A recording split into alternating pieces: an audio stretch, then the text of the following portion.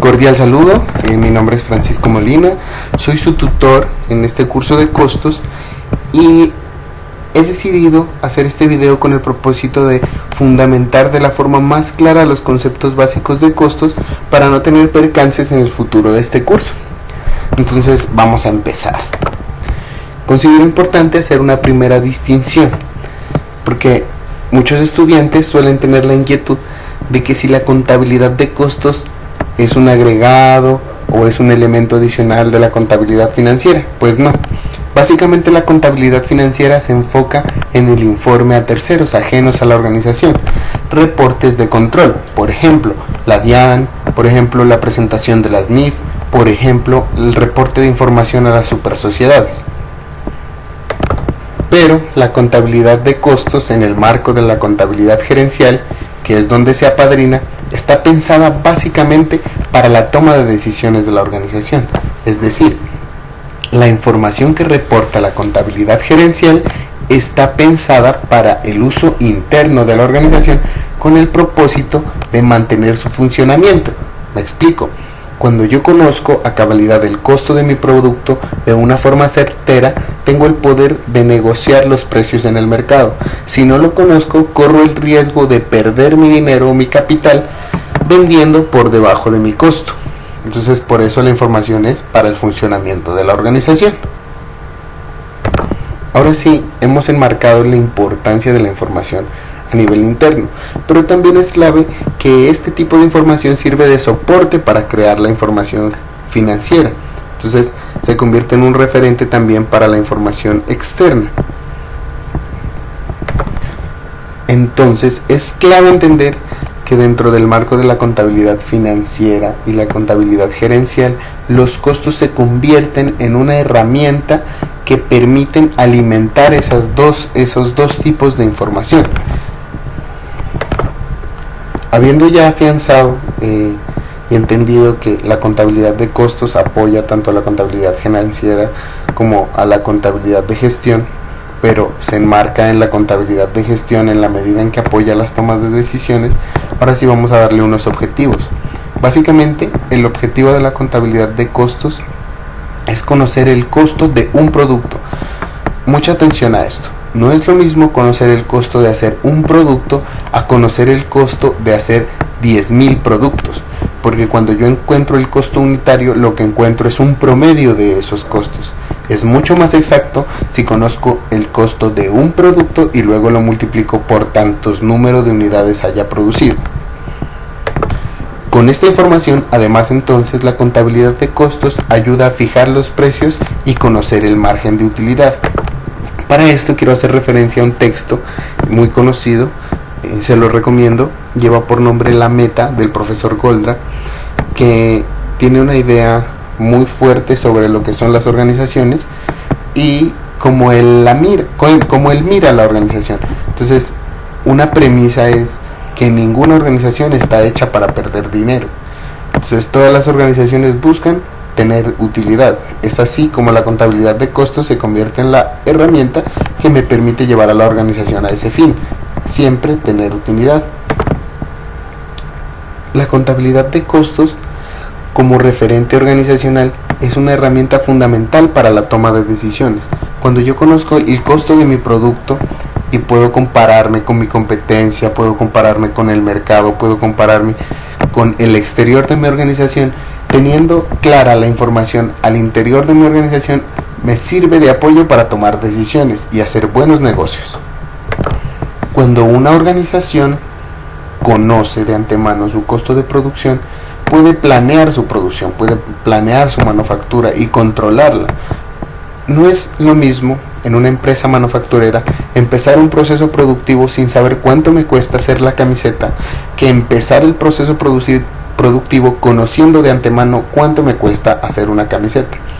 Valga la pena destacar, esto me brinda a mí como empresario la posibilidad de mejorar mi posición en el mercado, porque voy a entrar a competir con información real de mi producto, no con estimados. Cuando yo como organización puedo obtener una información de costos certera y puedo desarrollar un histórico de esa información de costos, esta información se convierte en un referente para poder proyectar lo que necesita mi organización. Eso se conoce como presupuestos. Entonces se convierte en la contabilidad de costos en un referente para poder llevar a proyectar mi organización. Por eso es de suma importancia. Esos son los objetivos de la contabilidad de costos. Parece extraño, pero las personas suelen usar indiscriminadamente el concepto de costo y gasto.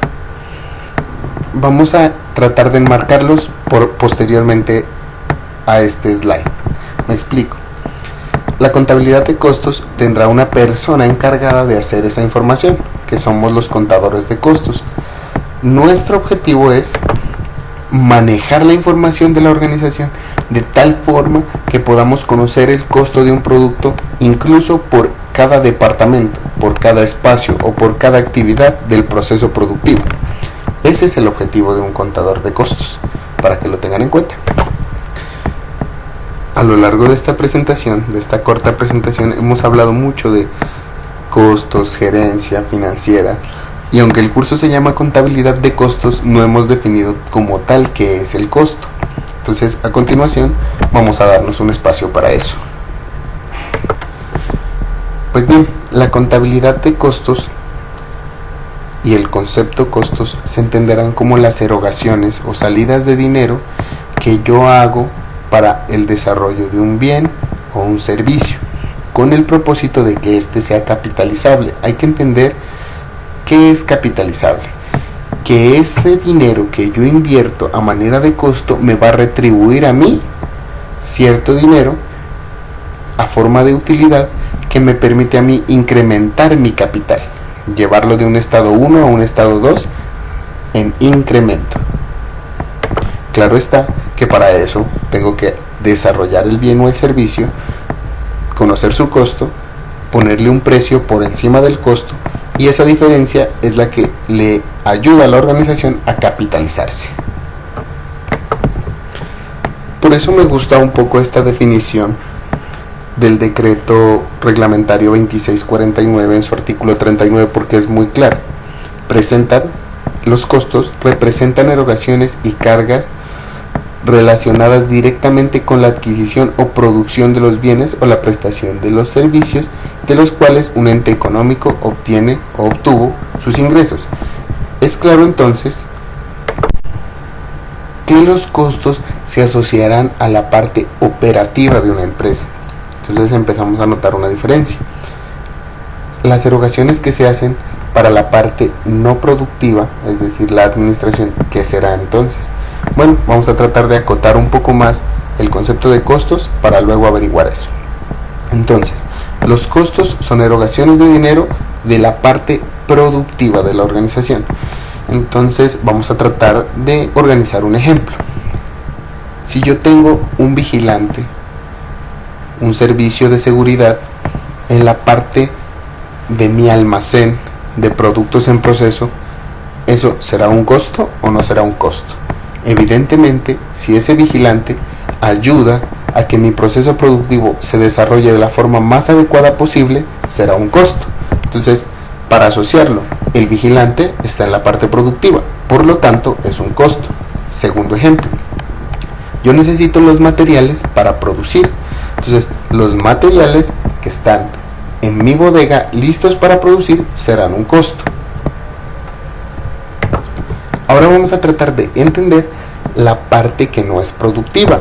Eso lo vamos a enmarcar como un gasto, pues es aquel que se consume a lo largo de un periodo, pero este no me representa ni me genera activo ni inversión dentro de la contabilidad de costos, claro está. Entonces, ¿qué pasa con una secretaria? La secretaria está en la parte administrativa y para mí representa un gasto. ¿Por qué?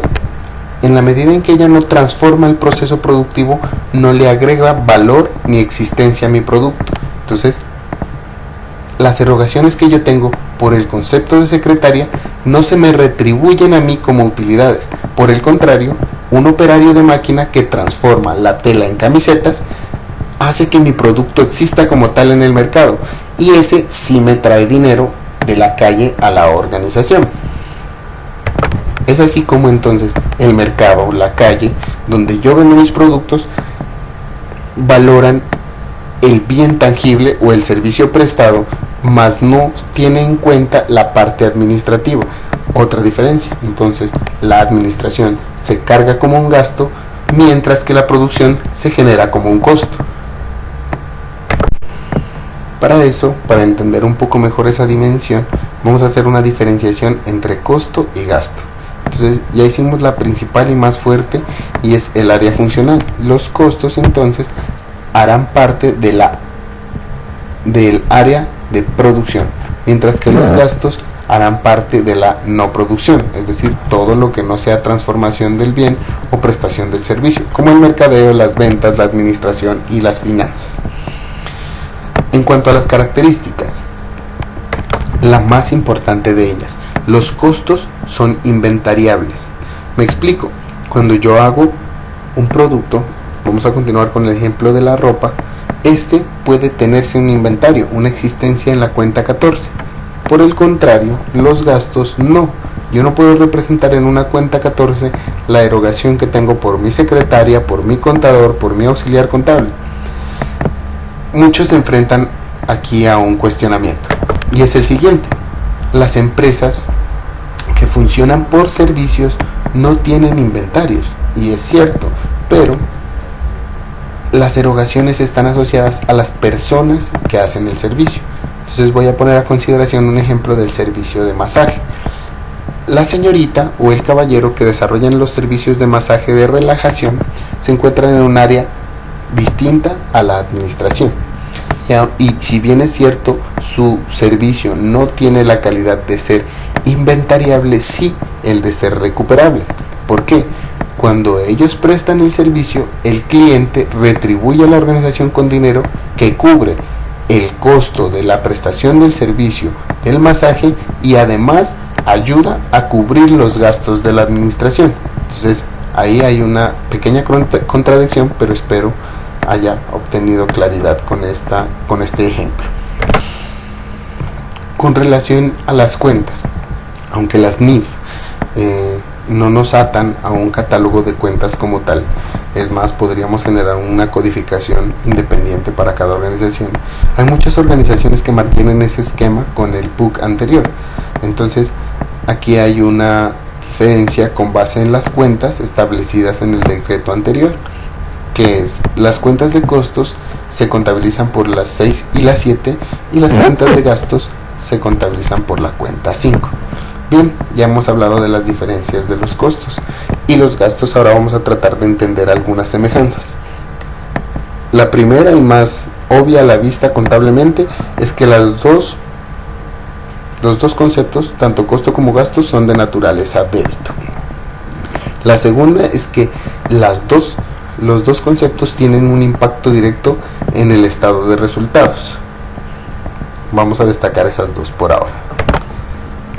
Ya habiendo hecho este pequeño recorrido por lo que son los costos y los gastos, vamos a tratar de entender cómo se componen. Descartes menciona que para entender una cosa tengo que conocer sus partes para poder estructurarlas. Entonces básicamente vamos a hacer el mismo ejercicio. ¿Por qué se conoce el costo de un producto? Es la acumulación de varias cosas. Primero tenemos los materiales, la mano de obra y los costos indirectos de fabricación. Más adelante trataré de dar una pequeña explicación sobre cada cosa. Pero, aunque no está en su texto guía, otros referentes que me gustaría dejar aquí en este video a colación es que hay nuevos docentes que se han preocupado por la aparición de nuevos elementos del costo, para salirnos del marco de la esquematización de que solo son los materiales, la mano de obra o el personal y los costos indirectos de fabricación. Por mencionarles algunos: los costos de la externalización o la tercerización. Voy a darles un ejemplo: la maquila y el outsourcing. No son ni material ni personal. La maquila, cuando yo le encargo a un tercero el desarrollo de un bien específico para mi producto. Por ejemplo, de las camisetas que hemos venido trabajando, envío a una empresa especialista en hacer etiquetas. O no son directamente relacionados con el personal, los de outsourcing. ¿Qué es un outsourcing? Cuando yo reconozco en otra empresa un servicio especializado para que ellos desarrollen mi producto. Ejemplo, hay una empresa especializada en hacer bordados, servicios de bordado. Entonces yo le doy todos los insumos y ellos ponen la capacidad del bordado. Otro ejemplo son los costos de la calidad. ¿Qué es el costo de la calidad? Son muchos elementos. La calidad es un aspecto muy grande a tener en cuenta en el proceso productivo, y eso tiene ciertas erogaciones que no podrían embarcarse como un material ni como un personal. Entonces hay docentes que se han preocupado por tratar de categorizar en una nueva taxonomía los elementos del costos. O por ejemplo, los costos medioambientales. Muchas empresas generan graves afecciones al medio ambiente y por tanto deberían tenerlos en cuenta dentro de su esquema productivo, para darles un abrebocas al respecto. Ahora bien, vamos a tratar de abordar cada elemento. Los materiales. Entendamos por los materiales como la parte tangible del proceso productivo. Es aquello que yo puedo tocar y manipular. ¿Cómo hace un contador de costos para encontrar el valor de un material? Entonces tenemos dos herramientas, que son los inventarios, y estos podrán ser de dos tipos. Me refiero a dos formas cuando digo dos herramientas: el inventario periódico y el inventario permanente. Como ustedes saben, el inventario periódico es aquel que no se realiza permanentemente y que me da el saldo del inventario, haciendo una comparación entre mi inventario en un tiempo 1 versus mi inventario en un tiempo 2. Y el inventario permanente es aquel que me da el saldo adecuado del inventario día a día. Para eso hay unos métodos de valoración que yo supongo ustedes conocen: el método Webs, el método PEPS y el promedio ponderado, que se desarrollan a través del uso de la tabla Cardex. Para tener en cuenta la NIC 2, recomiendo que la revisen.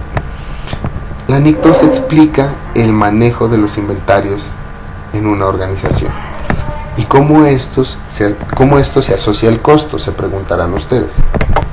Pues bien, la NIC explica que el costo de un producto no solo es el valor de adquisición del producto, sino todas aquellas erogaciones en las que incurre una organización para poder tener ese producto a disposición. Voy a usar un ejemplo un tanto exagerado. El cobre es de los elementos más costosos. Chile es el principal productor de cobre en el mundo. Entonces, una compañía colombiana ubicada en una zona franca desea traer una tonelada de cobre desde Chile. Esa tonelada de cobre cuesta $700,000. Transportar el cobre cuesta $200. Asegurar el cobre, porque es un elemento que se puede robar con facilidad puesto que vale mucho en el mercado, cuesta $100,000. Es así como el costo de la adquisición total de la materia prima para la empresa que requiere este insumo en Colombia es de $1 millón. Lo que quiero significar con esto, entonces, es que a la empresa no solo le cuesta el bien, sino todos aquellos elementos y demás relacionados para tener a disposición y uso el bien o la materia prima o el insumo para poderlo transformar. En el caso de esta empresa tuvo que incurrir en más erogaciones que le permitieran tener el elemento que requería para la producción. Esta es entonces la relación de las NIC con el manejo de los costos. Quiero aclarar que esto ya estaba en el decreto reglamentario anterior vigente en Colombia, que ustedes ya conocen, o sea que las NIC acoplan esta parte con nuestro decreto anterior. La mano de obra. Es muy común encontrar en los libros de texto el término mano de obra, pero hay dos profesores que a mí me gustan mucho, Carlos Augusto Rincón y Fernando Villarreal de la Universidad del Valle, en su texto Costos 1, explican por qué este concepto ha cambiado. Ya no es mano de obra, sino personal, porque ya no requerimos solo personas que sepan hacer, sino también que sepan pensar. Ya no necesito solo su obra, su hacer, sino que requiero que la persona sea íntegra dentro de un cargo. Es así como el concepto ha empezado a evolucionar para ya no ser mano de obra, sino personal. Igual hay muchos textos que todavía conservan el término mano de obra. ¿Cómo valoro yo una mano de obra o el personal? Haciendo uso de la nómina. Entonces, creo que para ustedes también es claro el desarrollo de la nómina. Para eso voy a hablar de la NIC 19, beneficios a empleados, que indica que el costo de los empleados no solo es el salarial, sino todas las cargas prestacionales y demás erogaciones que yo tenga para poder tener al trabajador a mi disposición.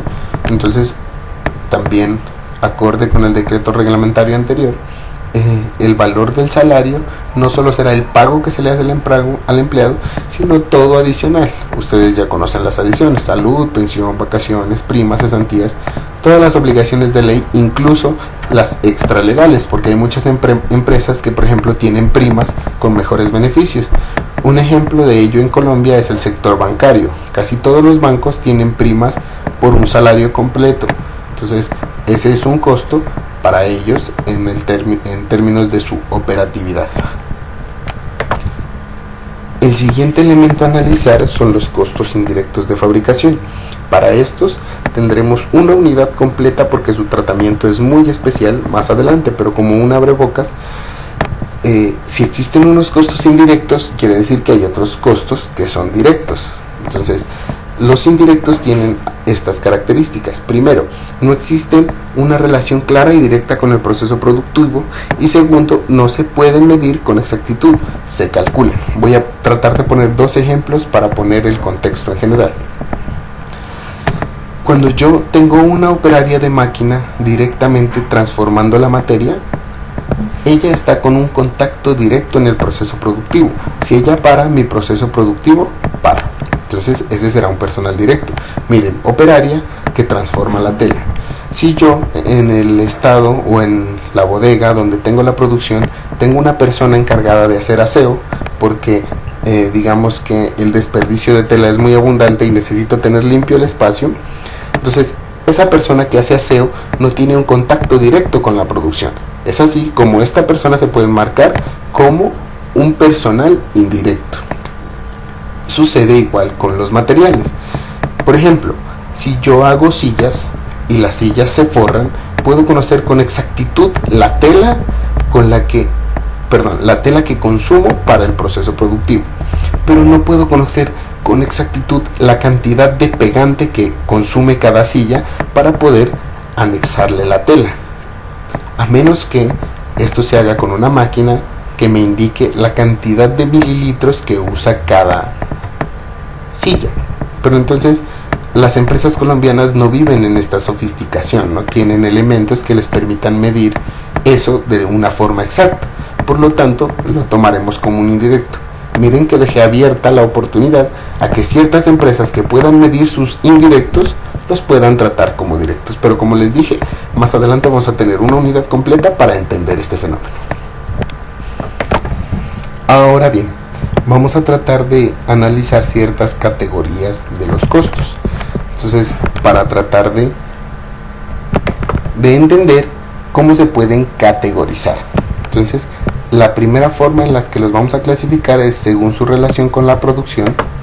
La segunda, según su relación con el producto, que es la que acotamos anteriormente. Y la tercera es según su relación con el precio de venta. Vamos a abordar la primera, que es según su relación con la producción. Así entonces, los costos podrán ser fijos o variables, dependiendo de la producción. Voy a poner un ejemplo para acotar los costos fijos. El arrendo. Cuando yo pago un arrendo por el establecimiento en el que trabajo, ese valor no cambia, sino en largos periodos de tiempo cuando el contrato requiere un incremento. Pero para poner un ejemplo, si yo pago en el mes de enero 1.000.000 de pesos y mi contrato no tiene vencimiento, es seguro que el mes de febrero voy a seguir pagando de arrendo 1.000.000 de pesos. Ahora sí, haga yo una unidad o 1.000.000 de unidades, voy a seguir pagando el mismo 1.000.000 de pesos. Costos fijos. Para entender los costos variables, estos sí cambian con el volumen de producción. Ustedes notaron en el ejemplo anterior, yo mencioné que con una unidad pagaba 1.000.000 de pesos de arrendo.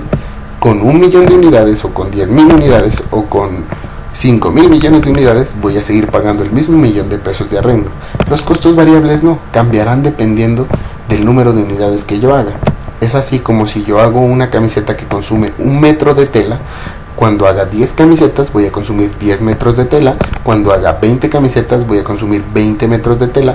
Cuando haga 1.000.000 de camisetas voy a consumir 1.000.000 de litros de tela. Es así como progresivamente, conforme aumenta el número de unidades, me va a incrementar el costo por cada número de unidad, para entender los costos variables.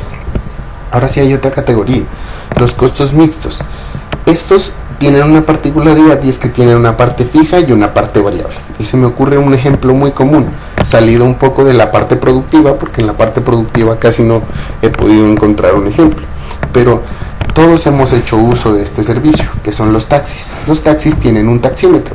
El taxímetro me indica ya una parte fija solo por subirme al taxi, que es la cuota mínima. Cuando paso cierto tope, me empiezan a cobrar conforme corra el taxímetro.